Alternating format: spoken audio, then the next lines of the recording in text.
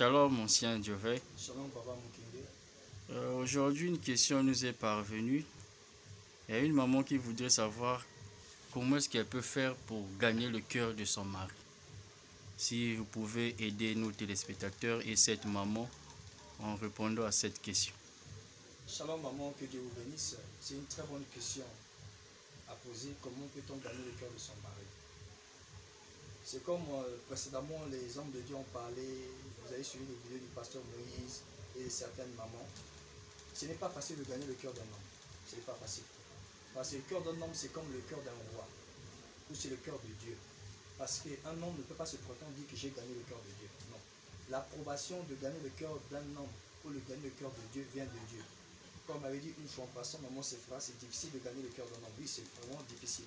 Parce que l'approbation ne peut que venir d'un homme pour te dire que oui, réellement tu as gagné mon cœur. Pour gagner le cœur d'un homme, la Bible est claire là-dessus. Dit ceci, femme, soyez soumise. La soumission fait partie pour gagner le cœur d'un homme.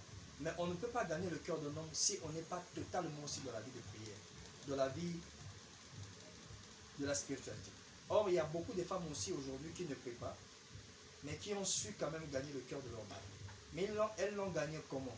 Elles l'ont gagné en suivant les principes de la parole de Dieu. Quoiqu'elles n'étaient pas chrétiennes, quoiqu'elles n'étaient pas spirituelles, mais leurs actes posés concordaient à la parole de Dieu. C'est pour ça qu'on dit souvent dans la parole de Dieu, une bonne femme, comme dit le livre de Proverbes, une bonne femme, c'est celle qui amène le bonheur dans le foyer ou auprès de son mari. C'est cette femme-là qui sera couverte de grâce et de bénédiction. Pourquoi? Parce qu'elle a suivi la loi de l'Éternel. La loi de l'Éternel dit ceci, femmes, soyez soumises à vos maris. Donc pour gagner le cœur d'un homme, ce n'est pas facile. C'est simplement suivre les principes de la parole de Dieu et savoir chercher au plus profond du cœur de ton mari. Mais pour trouver le cœur du mari, il faut connaître le mari. On ne peut pas connaître le mari par dire je t'aime ou par des bisous. Non. On connaît le mari en l'écoutant, en le regardant, en l'étudiant. Car la Bible dit ceci dans le livre d'Ésaïe, si je ne me trompe pas, je crois, Ésaïe 9 ou 11 comme ça. La Bible dit ceci. Il parle de Jésus qui dit ceci, que l'Esprit de l'Éternel reposera sur lui. L'esprit de sagesse, l'esprit d'intelligence, l'esprit de conseil, l'esprit de douceur, l'esprit de force et l'esprit de crainte de l'Éternel. Donc avant que Jésus puisse exercer son ministère, il devait d'abord au préalable avoir que l'Esprit de Dieu puisse être au-dessus sur lui.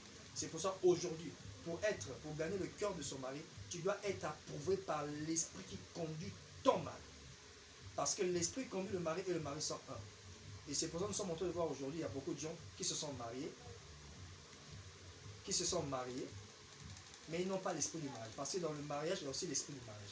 L'esprit du mariage, on appelle ça l'inspiration. C'est la révélation de la personne que tu as épousée. Quand tu as eu la révélation nette de la personne que tu as épousée, tu ne vas ni aller à gauche, ni aller à droite. Tu auras un but, c'est ça qu'on appelle le but. Tu es allé auprès de ce mari-là, pourquoi? Alors, c'est alors quand tu sais pourquoi tu t'es marié, c'est alors que tu peux gagner le cœur de ton mari. C'est d'abord chercher à connaître ton mari, c'est alors que tu pourras gagner le cœur de ton mari.